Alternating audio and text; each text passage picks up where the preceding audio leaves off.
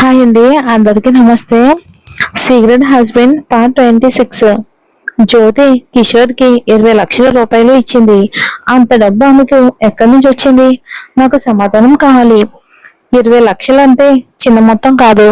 జ్యోతి లాంటి ఒక పని మనిషికి అది ఆమె జీవితాంతం సంపాదించిన ఆస్తి కావచ్చు. ఒకరిని ఎదిగించడానికి తమ సర్వస్వాన్ని ఎవరు ఖర్చు పెడతారు? ఆ డబ్బు కావ్య దగ్గర నుండి వచ్చిందని రాహుల్ అనుమానించాడు. ఇక మరో మాటలో చెప్పాలి అంటే వాళ్ళు చెప్పిన కథను అతను ఏ మాత్రం నమ్మలేదు. ఒక్కసారిగా భయం కావ్యను ఆవహించింది. ఆమెకు కన్నీళ్ళు ఆగకుండా ప్రవహించాయి. అలంకరణ అంతా చెదిరిపోయింది. నిస్సహాయంగా ఆమె రాహుల్ని పట్టుకుని వేడుకుంది. రాహుల్, నా మీద ఒట్టు. దీని గురించి నాకేమీ తెలియదు. నేను చాలా బలహీనురాలని. నేనెవరి మీదైనా ఎలా కుట్ర చేయగలను?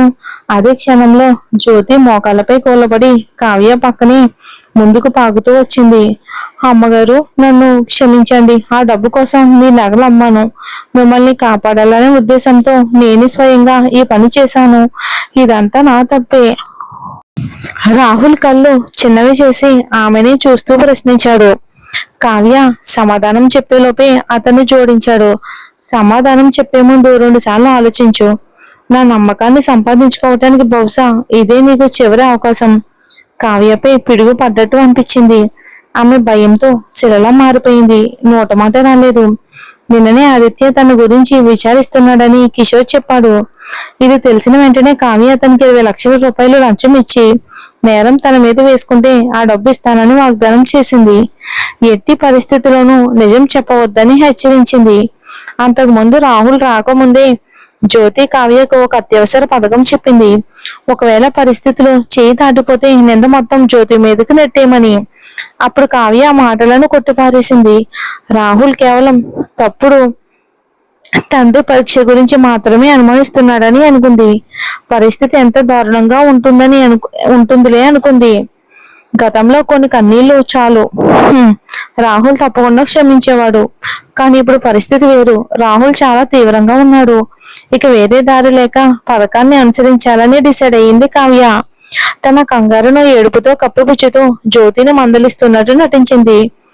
జ్యోతి, నువ్వెంత క్రూరంగా ప్రవర్తించావు. రాహుల్ నన్ను ఎప్పుడు బాగానే చూసుకున్నారు. ఆయన నన్ను వదిలిపెట్టారు. అమ్మగారు, అప్పుడు నా బుర్ర పనిచేయలేదు. దయచేసి ఇప్పటి నుండైనా మిమ్మల్ని మీరు జాగ్రత్తగా చూసుకోండి. వాళ్ళిద్దరు బాధ వినేవారి గుండెల్ని పిండేసేలా ఉంది. కన్నీళ్లతో నిండిన కళ్ళతో కావ్య రాహుల్ వైపుకు తిరిగి వేడుకుంది. రాహుల్, జ్యోతి నాతో చాలా సంవత్సరాలుగా ఉంటుంది. ఎప్పుడు చాలా శ్రద్ధగా పనిచేసేది. ఈ ఒక్కసారికి దయచేసి ఆమెను క్షమించగలరా? రాహుల్ తన చూపును మళ్ళీ కావ్య వైపుకు తిప్పి, నా నుండి నువ్వు దాస్తున్న విషయాలు ఇంకేమైనా ఉన్నాయా అని అడిగాడు. కావ్య ఒక్కసారిగా షాక్ అయింది. రాహుల్కి ఇప్పటికే ఏం తెలుసో ఆమెకు అర్థం కాలేదు. అందుకే అమాయకంగా నటించడం తప్ప ఆమెకు వేరే దారి కనిపించలేదు. రాహుల్, నేను నీ నుండి ఎప్పుడూ ఏమీ దాచలేదు. నా గురించి మీకు అణువు తెలియదా? నువ్వు అలా అంటున్నావు కాబట్టి. రాహుల్ తన చూపును వెనక్కి తీసుకుని ఆదిత్య వైపుకు తిరిగాడు. ఇక ఆదిత్య, మిగతాది పోలీసులకు అప్పగించు. ముఖంలో ఆందోళన కొట్టొచ్చినట్టు కనిపిస్తూ ఉండగా కావ్య ఆత్రంగా అంది. రాహుల్, ఆగండి. రాహుల్ తన చల్లటి చూపుతో ఆమె మాటను మధ్యలోనే ఆపేశాడు. కావ్య, తప్పు చేసిన వాళ్ళు శిక్ష అనుభవించాలి. అతని చల్లటి చూపులకు కావ్య ఆశ్చర్యపోయింది. నోటమాట రాలేదు. ఆ క్షణంలో ఆమె మనసు నిండా ద్వేషం నిండిపోయింది. తన కుట్రలన్నీ ఫలించకపోయినా పల్లవికి ఏమీ కాలేదు. కానీ తను మాత్రం ఒక నమ్మకమైన పని మనిషిని కోల్పోతుంది. జ్యోతికి తన పట్ల ఉన్న విధేయత గురించి ఎలాంటి సందేహం లేదు. జ్యోతి కుటుంబం రెడ్డి కుటుంబానికి కీలు బొమ్మలు. అంత నమ్మకమైన పని మనిషి లేకుండా భవిష్యత్తులో తన పన్నాగాలను అమలు చేయటం కష్టం. కైలాష్ కిషోర్ను మరియు జ్యోతిని తీసుకువెళ్ళాక ఉద్రేకత తగ్గటంతో కావ్య కుప్ప కూలిపోయేలా అనిపించింది. ఆమె ముందుకు దూకి రాహుల్ని వాటేసుకుని అతని షర్ట్ను తన కన్నీళ్లతో తడిపేసింది. జ్యోతి, వెళ్ళిపోయింది రాహుల్. నాకున్నది నువ్వు ఒక్కడివే. రాహుల్ చల్లటి కళ్ళు ఆమె కళ్ళలోకి చూశాయి. అతను ఆమెను సున్నితంగా పక్కకు నెట్టాడు. కావ్య, నీకోసం బెంగళూరులో ఒక ప్రత్యేక వైద్యుని ఏర్పాటు చేశాను. నీ జబ్బుకు ఆయన పూర్తి చికిత్స అందించగలరు. కావ్యలో ఒక భయంకరమైన అలజడి మొదలయ్యింది. నిజానికి ఆమె ఎప్పుడో కోలుకుంది. రాహుల్ నమ్మకాన్ని గెలుచుకోవటానికి జబ్బుగా కనిపించడం కోసం బెంగళూరులో ఆమెకు ఒక కొత్త రకం మందు ఎక్కించారు. ఒకవేళ అతను ఆమెను బెంగళూరులో మరో వైద్యుడి దగ్గరికి పంపిస్తే ఆమె రహస్యం బయటపడిపోతుంది. రాహుల్, ఇక్కడ హైదరాబాద్ లోని వైద్యం చాలా సున్నితంగా ప్రభావవంతంగా ఉంది. నాకు ఇప్పుడు నొప్పి ఏమీ లేదు. నా చికిత్స ఇక్కడే కొనసాగించలేనా? నువ్వు వీలైనంత తొందరగా పూర్తిగా కోలుకోవాలని నేను ఖచ్చితంగా కోరుకుంటున్నాను. ఈ విషయంలో చర్చకు తావలేదు. రాహుల్ తన నిర్ణయం దృఢంగా చెప్పాడు. కావ్య ఒక్కసారిగా ఆశ్చర్యపోయింది. అతని గొంతులోని ఉక్కులాంటి సంకల్పాన్ని ఆమె గ్రహించింది. వాదించడం మీకు అనవసరమని అర్థం చేసుకుంది. ఇక నుండి తను చాలా జాగ్రత్తగా తన ఎత్తులు వేయాలి. అయితే ఇది పూర్తి చెడ్డ విషయం కాదు. చికిత్స కోసం రాహుల్తో పాటు విదేశాలకు వెళ్ళడం పల్లవి సంగతి చూడడానికి ఒక అద్భుతమైన అవకాశాన్ని అందిస్తుంది. ఈ విషయం గ్రహించగానే ఆమె అతని వైపుకి చూసి ఇలా అంది బలహీనంగా, మీరు చెప్పినట్టు చేస్తాను. నేను బాగుపడ్డాక మనం ఒక కుటుంబాన్ని మొదలు పెట్టవచ్చు. అప్పుడు బహుశా మీ అమ్మ కూడా నా మీద అంత కఠినంగా ఉండేదేమో. నిజం చెప్పాలి అంటే కావ్యకు పిల్లలు కనాలని ఏమాత్రం కోరిక లేదు. పైగా ఆమెకు పిల్లలంటే అసలు ఇష్టం లేదు. కానీ ఒక మగాడి అభిమానాన్ని సంపాదించడానికి పిల్లల్ని కనడమే రాజమార్గం అయితే అలాగే కానివ్వండి. పల్లవి గర్భం వల్లే కదా రాహుల్ దృష్టిని ఆకర్షించింది. అది పనిచేస్తే ఆమెకి ఎలాంటి అభ్యంతరం లేదు. రాహుల్ మౌనంగా ఉన్నాడు. కొన్ని క్షణాల తర్వాత అతను కేవలం కనుబొమ్మలు ముడిచి, నువ్వు కోలుకున్నాక సంతోషంగా జీవించడం మీద దృష్టి పెట్టు అన్నాడు. అతనితో సంతోషంగా జీవించమని అతను అంటున్నాడని కావ్య అనుకుంది. మనం ఎప్పుడు వెళ్తున్నాం? కావ్య ఆనందంతో అడిగింది. ఎల్లుండి.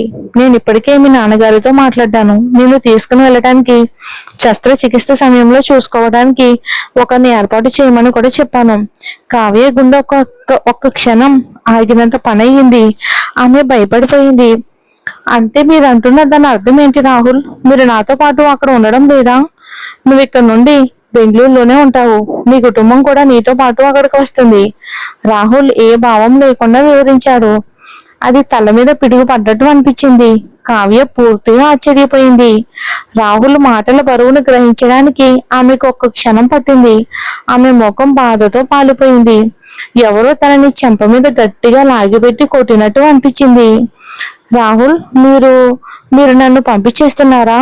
ఆమె తడబడుతూ అడిగింది. కావ్య, నేను చూసుకోవటానికి నేను చేసే చివరి పని ఈ శస్త్రచికిత్స ఏర్పాటు చేయటమే. రాహుల్ నిక్కచ్చిగా చెప్పేశాడు కావ్యతో. కావ్య దెయ్యాన్ని చూస్తున్నట్టు చూస్తూ ఉండగానే రాహుల్ ఏమీ పట్టనట్టు ఉన్నాడు. ఇది ఆవేశంలో తీసుకున్న నిర్ణయం కాదని స్పష్టంగా తెలుస్తుంది. రాహుల్ ఈ విషయం గురించి చాలా కాలంగా ఆలోచిస్తున్నాడు. కావ్య ఒక్కసారిగా బాధతో ఏడ్చేసింది. తను పాతాళంలోకి కృంగిపోతున్నట్టు అనిపించింది. వద్దు రాహుల్, వద్దు. నేను వదిలి బ్రతకలేను. ఆమె ముఖం నిండా కన్నీళ్లతో పిచ్చి పట్టిన దానిలా అరిచింది. ఈ విషయంలో చర్చే లేదు కావ్య. రాహుల్ తలదించుకుని, నువ్వు బెంగళూరులో ఉండడానికి ఒప్పుకుంటే రెడ్డి సంస్థతో మన వ్యాపార ఒప్పందాలు కొనసాగుతాయి. కానీ నువ్వు హైదరాబాద్ లోనే ఉంటారని పట్టుబడితే నేను వాళ్ళతో ఉన్న అన్ని వ్యాపార సంబంధాలు తెంచుకుంటాను అని అన్నాడు. కావ్య ఒక మూలకు నెట్టబడినట్టు భావించింది ఒక్కసారిగా. ఈ విషయంలో ఆలోచించాల్సిన అవసరం లేదు. ఆమె కుటుంబం రాహుల్ షరతులకు కట్టుబడి ఉండేలా ఆమెను బలవంతం చేసింది. ఎందుకు రాహుల్? ఎందుకని? నన్ను ఎందుకు ఇలా చేస్తున్నావు అని కావ్య బాధతో విలపించింది. నా నుండి నువ్వు దాస్తున్న విషయాలు ఇంకేమైనా ఉన్నాయా అని నేను నిన్ను ముందే అడిగాను. రాహుల్ సూటిగా ఆమె కళ్ళల్లోకి చూస్తూ అన్నాడు. నేనేమీ కనుక్కోలేదని నువ్వు నిజంగానే అనుకుంటున్నావా? కావ్య గుండె ఒక్కసారిగా భయంతో జారిపోయింది. రాహుల్కి తను చేసిందంతా తెలిసిపోయిందా? చచ్చా, అసంభవం. తను చాలా జాగ్రత్తగా ఉంది. రాహుల్కి తెలిసి ఉండే అవకాశమే లేదు. బహుశా అతను కేవలం విషయం రాబట్టడానికి ప్రయత్నిస్తున్నాడేమో.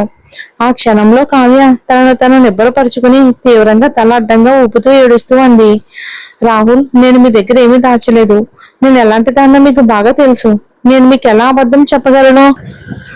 అయినా ఎందుకని నన్ను నమ్మలేకపోతున్నారు మీరు? ఆమె ఇంకా నిజం ఒప్పుకోకపోవటంతో రాహుల్ చల్లగా బదిలిచ్చాడు. నేను చాదర్ షూట్ నుండి తిరిగి వచ్చినప్పుడు పల్లవిను పరీక్షించిన హాస్పిటల్ అధికారి మీ నాన్నగారి పాత స్నేహితుడు. నాకు అజ్ఞాతంగా వచ్చిన చిత్రాలు అవి నాకు ఎవరు పంపారో తెలుసుకోవాలి అనుకుంటున్నావా? ఇంకా నేను చెప్పాలా? కావ్య ముఖం దయ్యాన్ని చూసినట్టు తెల్లబోయింది. రాహుల్ ఇంత లోతుగా విచారిస్తాడని ఆమె అస్సలు అనుకోలేదు, ఊహించలేదు. అయినా ఆమె దాన్ని ఎప్పటికీ ఒప్పుకోలేదు. ఒకవేళ ఒప్పుకుంటే అంతా సమాప్తమైపోతుంది. కన్నీళ్లు ఎరలే పారుతూ ఉండగా ఆమె రాహుల్ చేతిని పట్టుకుని అమాయకంగా నటిస్తూ అంది, మీరు దేని గురించి మాట్లాడుతున్నారో నాకేమీ అర్థం కావట్లేదు. ఇందులో నా ప్రమేయం ఏమీ లేదు. మీరు ఖచ్చితంగా నన్ను నమ్మాలి. నేను మీకు ఎప్పుడూ అబద్ధం చెప్పను. రాహుల్ తన చేతిని వెనక్కి లాక్కుని ఆమె నుండి ఒక్కసారిగా దూరంగా జరిగాడు. ఆదిత్య ఈ విషయాలన్నీ చెప్తున్నప్పుడు రాహుల్ కి కలిగిన అవిశ్వాసం ఇప్పుడు కావ్య ముఖంలో కనిపిస్తున్న భావన కంటే ఏ మాత్రం తక్కువ కాదు. ఏళ్ల క్రితం తనను కాపాడడానికి పోరాడిన అమ్మాయి ఈమెనేనా? నీళ్ళల్లో చిక్కుకున్నప్పుడు తనలో ధైర్యం నింపి ఈ ప్రపంచం అందమైనదని ముందుకు సాగమని ప్రోత్సహించిన అమ్మాయి ఈమెనా? మోహన్ చెప్పింది నిజమే. ఒక అమ్మాయి ప్రేమ కోసం ఎంత దూరమైనా వెళ్ళగలదని తను తక్కువ అంచనా వేశానని రాహుల్కి అర్థమైంది. ఒకవేళ తను ఆమెను ప్రేమించకపోతే ఆమెకు పిచ్చి పట్టి ఉండేదేమో. అతని ముఖంలోని మంచులాంటి చల్లదనాన్ని చూసి కావ్య భయపడిపోయింది. అది జ్యోతి తప్పు, నాది కాదు. ఆమె ఏం చేసిందో నాకు నిజంగా తెలియదు. కావ్య తనను తను సమర్థించుకోవడానికి ప్రయత్నించింది. రాహుల్ కళ్ళు చిన్నవి చేసి చల్లటి స్వరంతో అని అన్నాడు, ఈ రోజు నేను జ్యోతి సంగతి చూశానంటే నేను నమ్మినట్టు కాదు. నీకు తప్పించుకోవడానికి కొత్త అవకాశం ఇస్తున్నాను. ఆమెపై తనకున్న నమ్మకాన్ని కావ్య మట్టిలో కలిపేసింది. ఒకప్పుడు తను చూసిన అమాయకమైన స్వచ్ఛమైన అమ్మాయి ఇప్పుడు లేదు.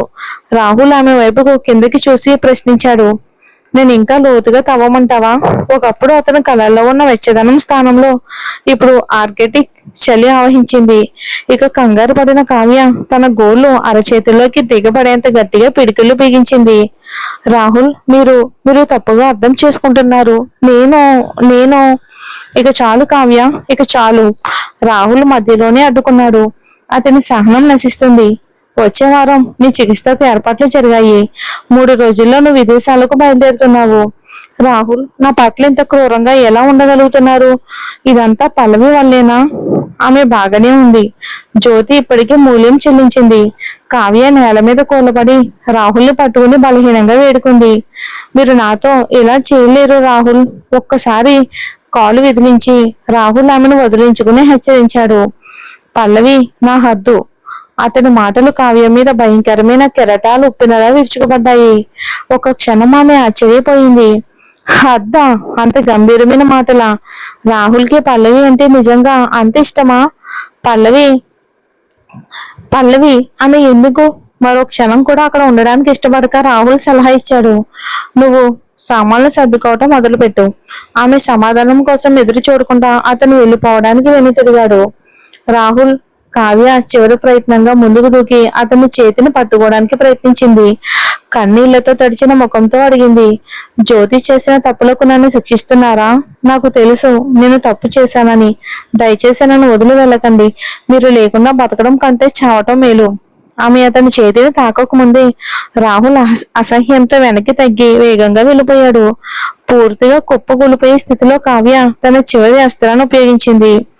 రాహుల్, మీరు ఈ తలుపు దాటి బయటికి వెళ్తే నేను చికిత్స చేయించుకోను. దేవుడి మీద ఒట్టు. అది చేయించుకోవడం కంటే చావటమే నయం.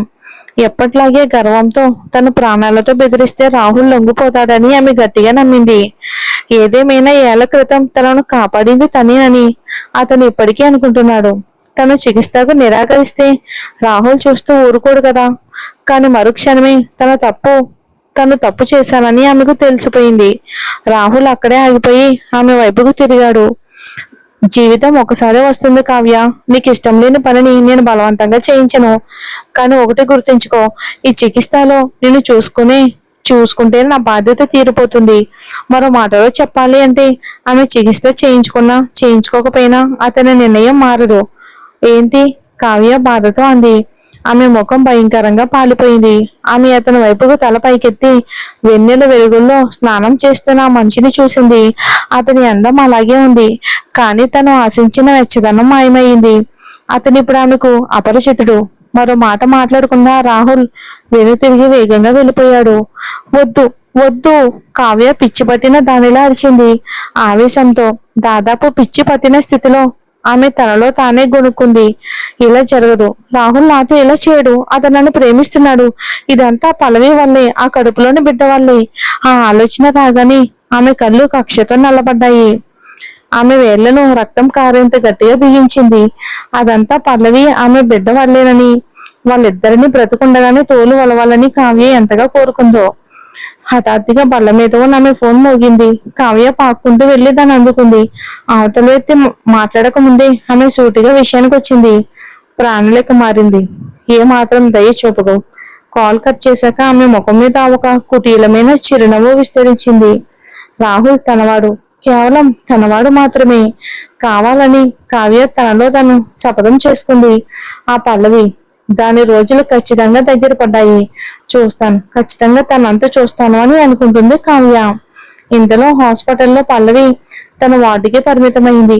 ఆమె ఎక్కడికి వెళ్ళినా హెల్పర్స్ ఆమె వెంటే ఉండేవారు. ఆ నిరంతర పర్యవేక్షణ వల్ల ఆమెకు గది నుండి బయటికి వెళ్లాలని ఆసక్తి పోయింది. అందుకే తొందరగా పడుకుంది. ఆమె సాధారణంగా పడుకునే ముందు ఏసీ ఆపేస్తుంది. అయితే గది మామూలు కంటే చల్లగా అనిపించడంతో ఆపకూడదని నిర్ణయించుకుంది. అర్ధరాత్రి ఆమె పక్కన ఒక వెచ్చని కొలిమి ఉన్నట్టు అనిపించింది. అది వెచ్చగా హాయిగా ఉంది. అంతేకాదు దాని నుండి ఒక మంచి స్మెల్ కూడా వస్తుంది. ఆమె అటు తిరిగి ఆ కొలిమికి దగ్గరగా ఒదిగిపోయి గాఢ నిద్రలోకి జారుకుంది పల్లవి. ఇంతలో రాహుల్ కదలకుండా బిగిసిపోయి ఒక కండరాన్ని కూడా కదపకుండా ఉండేందుకు తన శక్తిని అంతా కూడగట్టుకున్నాడు. కాని పల్లవి నిద్రలో కదులుతూనే ఉంది. తెల్లవారుజామున మొదటి కిరణాలు కిటికీలో నుంచి లోపలికి చొచ్చుకు వచ్చే వరకు నిద్రపోకుండా ఉన్నాడు. గదిలో వెలుతురు రాగానే పల్లవికి బద్ధకంగా ఒళ్ళు విరుచుకుని పక్కనే ఉన్న కొలిమి స్పర్శను ఆస్వాదించింది హాయిగా. కానీ మరుక్షణమే ఆమెకి ఏదో తేడాగా అనిపించింది. ఆమెకు కండరాలు తగిలాయి. ఆమె ఉలిక్కిపడి లేచి చుట్టూ చూసి తను రాహుల్ చేతుల్లో ఉన్నానని గ్రహించింది. ఏంటిది? పల్లవి ఒక్కసారిగా పైకి లేచి నిద్రపోతున్న రాహుల్ని మంచం మీద నుండి కిందకు తన్నింది. రాహుల్ పెద్ద శబ్దంతో నేల మీద పడ్డాడు. ఒక మగాడి ఉదయం మనస్థితి చాలా విచిత్రంగా ఉంటుంది. ముఖ్యంగా తన ఆకర్షితుడైన అమ్మాయి రాత్రంతా తన దగ్గరే ఉంటే అతను సరిగ్గా నిద్రపోలేదు. రాహుల్ కుదుట మళ్ళీ మంచం మీదకు దూకి ఆమె చేతిలో నగ్మి పెట్టి కొంటిగా నవ్వాడు. పల్లవి, నాకు తెలిసి నీకు ఖచ్చితంగా బుద్ధి చెప్పాలి అని అన్నాడు రాహుల్. మరేం జరుగుతుందో వచ్చే ఎపిసోడ్ లో చూద్దాం. Thanks for watching.